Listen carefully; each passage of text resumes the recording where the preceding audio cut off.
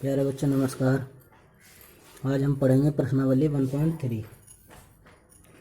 1.2 का हमारा एक 7वां सवाल रह चुका था। 7वां सवाल था, किसी खेल के मैदान के चारों ओर एक वृत्ताकार पथ है। इस मैदान का एक चक्कर लगाने में सोनिया को 18 मिनट लगते हैं, जबकि इसी मैदान का एक चक्कर लगाने में रवि को 12 मिनट लगते हैं। मान लीजिए कि वे दोनों एक ही स्थान और एक ही समय पर चलना प्रारंभ करके एक ही दिशा में चलते हैं। कितने समय बाद वे पुनः प्रारंभिक स्थान पर मिलेंगे। तो आप इसे कर लेंगे। वो कैसे? सोनिया को एक चक्कर लगाने में लगा समय कितना? 18 मिनट। और रवि को एक चक्कर लगाने में लगा समय कितना है? 12 मिनट। तो चूंकि वे एक ही समय चलना प्रारंभ करते हैं तथा एक ही दिशा में चलते हैं, तो इसलिए सर्वप्रथम हम दोनों समयों का एलसीएम निकाल लेंगे। यानी कि 18 का भाज्य गुणनखंड कर देंगे और 12 का भाज्य गुणनखंड कर देंगे और दोनों का एलसीएम निकाल देंगे। तो हमारा 12 का और 18 का वो क्या है हमारा भाज्य गुणनखंड? 2 × 3 × 3। ठीक। और हमारा जो 12 का भाज्य गुणनखंड आ जाएंगे 2 दूनी 4 या 12। ठीक। तो इन दोनों का हम क्या कर देंगे? एलसीएम निकाल देंगे। एलसीएम आ जाएगा हमारा 18 और 12 का एलसीएम आ जाए 2, तो ये हमने कॉमन वाले दोनों ले लिए। ठीक। और एक ये 2 बचा और ये 3, तो एलसीएम आ गया हमारा 2 या 6 दूनी 12 या 36 एलसीएम आ गया। तो कहने का मतलब है अतः 36 मिनट बाद सोनिया और रवि प्रारंभिक स्थान पर मिलेंगे। ठीक है। तो आप इस प्रकार से इसे कर लेंगे। अब हम शुरू करते हैं प्रश्नावली 3.1। तो इससे पहले हम इसमें कुछ जान लेते हैं। जैसे इसमें जो है हमारी एक विधि यूज करते हैं हम, कंट्राडिक्शन। ठीक। विरोधोक्ति विधि। ठीक है। इसके द्वारा हम इन सवालों को सिद्ध करते हैं। तो मान लिया हमने पी क्या एक हमारा अभाज्य संख्या और ए क्या है? धनात्मक पूर्णांक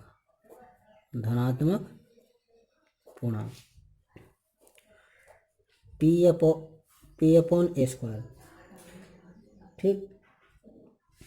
पी को हमारा ए स्क्वायर क्या करता है? विभाजित करता है। तो वो हमारा फिर क्या है? पी ए स्क्वायर पी को विभाजित करता है, तो ए भी पी को विभाजित करेगा। ठीक है। तो इस आधार पर हम कुछ क्वेश्चन करेंगे। ठीक। तो अब हम करते हैं इसका पहला सवाल।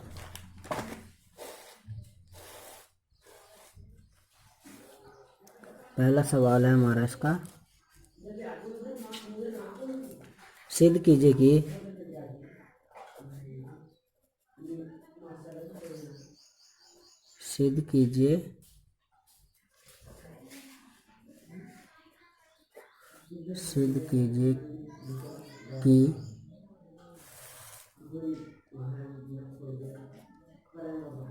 स्क्वायर रूट 5 एक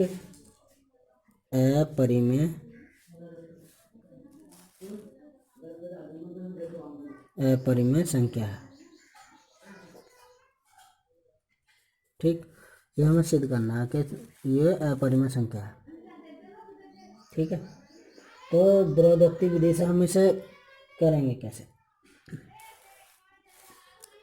तो अब हम इसका विपरीत मान लेते हैं इसे। ठीक है। विपरीत मान के इसे हम हल करते हैं। तो माना स्क्वायर रूट 5 एक परिमेय संख्या है।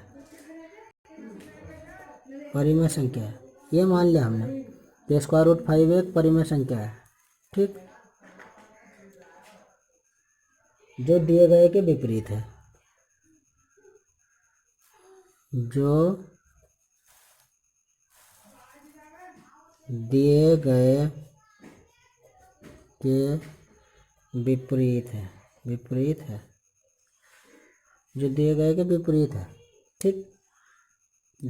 के विपरीत है। अब क्या कर रहे हैं? जब ये परिमेय संख्या मानी हमने स्क्वायर रूट 5, तो ये क्या होगी? ए अपॉन बी के रूप में होगी, जहाँ ए और बी ए और बी, जहाँ ए और बी, जहाँ ए और बी सह अभाज्य, ए और बी सह अभाज्य संख्याएं हैं, सह अभाज्य पूर्णांक कह सकते हैं, पूर्णांक है, ठीक। तथा बी नॉट इक्वल टू 0 है, ठीक है। ये सहअभाज्य पूर्णांक है हमारे, ठीक है।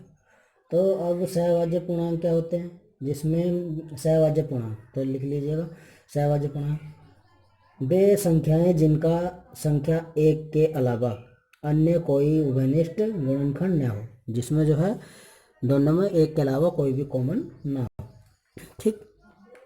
तो अब हमने क्या करा स्क्वायर रूट 5 को हमने क्या लिखा, ए अपॉन बी, क्योंकि परिमेय संख्या माना।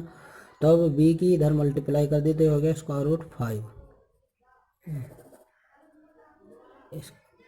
स्क्वायर रूट 5 के ऊपर लग रहा था, ये बी के ऊपर लग जा रहा है, ठीक। तो बराबर ए, ठीक, इसको हम ऐसा लिख सकते हैं। तो अब दोनों ओर का वर्ग करने पर, दोनों ओर का वर्ग करने पर, स्क्वायरिंग ऑन बोथ साइड, दोनों ओर का वर्ग करने पर, ठीक। तो दोनों ओर का वर्ग कर रहे हैं, तो अब हम क्या हो गया, ये हो गया हमारा 5, ठीक। और ये बी स्क्वायर, दोनों ओर का जब वर्ग करेंगे ऐसे तो ये हो गया हमारा ए स्क्वायर।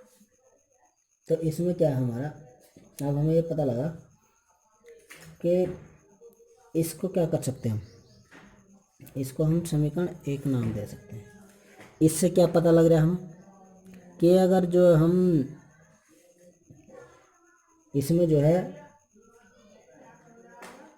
5 अगर हम ये इधर ले जाएं, इसके अपॉन में आ जाएगा ए स्क्वायर के, तो इससे ये पता लग जाएगा कि ए स्क्वायर जो वो 5 से विभाज्य है। तो ये 5 हम इसके अपॉन में ले जाएं एक है, तो 5 को ये विभाजित कर रहा है, ए स्क्वायर को विभाजित कर रहा है, ठीक है, ठीक। तो इससे हम लिख सकते हैं ए स्क्वायर 5 से विभाज्य है, विभाज्य है, ए स्क्वायर 5 से विभाज्य है, ठीक। इसलिए ए भी 5 से विभाज्य होगा, इसलिए ए भी 5 से विभाज्य होगा, इसलिए ए भी 5 से विभाज्य होगा,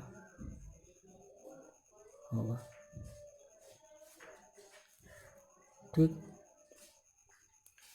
और जो साइज इसलिए थोड़ा छोटा आ रहा है, मोबाइल की थोड़ी स्क्रीन काम नहीं कर रही,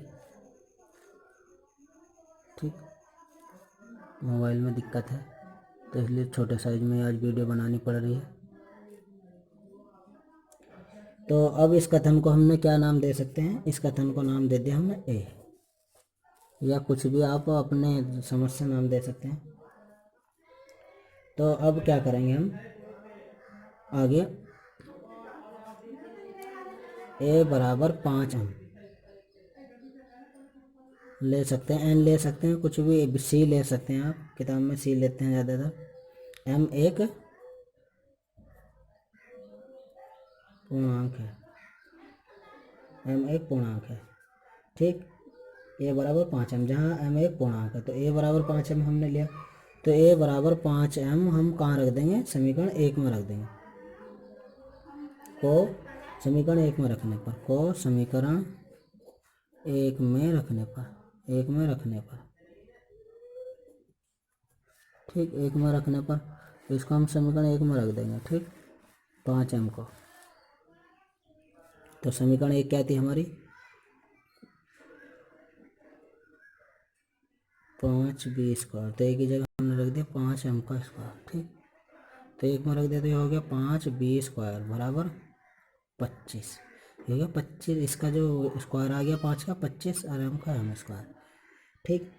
तो हमारा 5 से इसे काट दे, 5 पंजे 25, तो आ गया बी स्क्वायर बराबर 5 एम स्क्वायर, ठीक। तो इसका मतलब क्या है, 5 इधर जाएगा तो बी को विभाजित करेगा, मतलब अपॉन में आ जाएगा तो बी को काटेगा, ठीक। तो अब हम इसे लिख सकते हैं कि बी स्क्वायर 5 से विभाज्य है, 5 से विभाज्य है, ठीक, तो इसलिए b भी 5 से विभाज्य होगा, इसलिए b भी 5 से विभाज्य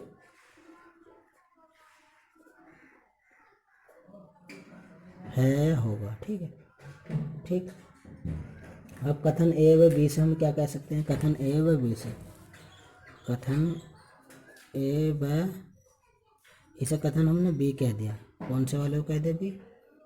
ये जो हमारा 5 से बी भी 5 से विभाज्य है, ये इसे बी कह दिया कथन। और उसका समीकरण हम कुछ भी कह सकते हैं, 2 भी कह सकते हैं, ऊपर वाले को, इसको।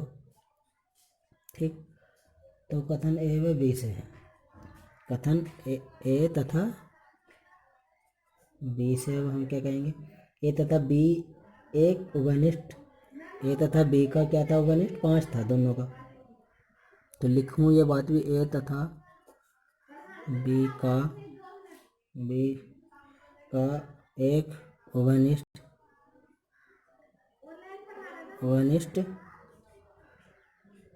गुणनखंड 5 है, उभयनिष्ठ 5 है, यानी कॉमन 5 है। ए और बी सहभाज्य पूर्णांक नहीं है। क्यों? जब पूर्णांक है तो ए और बी सहभाज्य पूर्णांक नहीं है। ठीक, तो इसलिए अब हम क्या कह सकते हैं? स्क्वायर रूट 5 एक परिमेय संख्या नहीं है, तो अतः स्क्वायर रूट 5 एक परिमेय संख्या है। ठीक है, तो आप इस प्रकार से लिख सकते हैं जैसा मैंने बोला। तो देख लिए, दोबारा से लिख लीजिएगा। मैंने लिखा ए तथा बी का एक उभयनिष्ठ 5 है, ए तथा बी का एक उभयनिष्ठ 5 है, कॉमन 5 है इन दोनों का। ठीक, तो अब आगे लिखेंगे आप, ए और बी सहअभाज्य पूर्णांक नहीं है, और तो इसलिए क्या हो जाएगा? स्क्वायर रूट 5 एक परिमेय संख्या नहीं है, तो अतः स्क्वायर रूट 5 एक अपरिमेय संख्या है।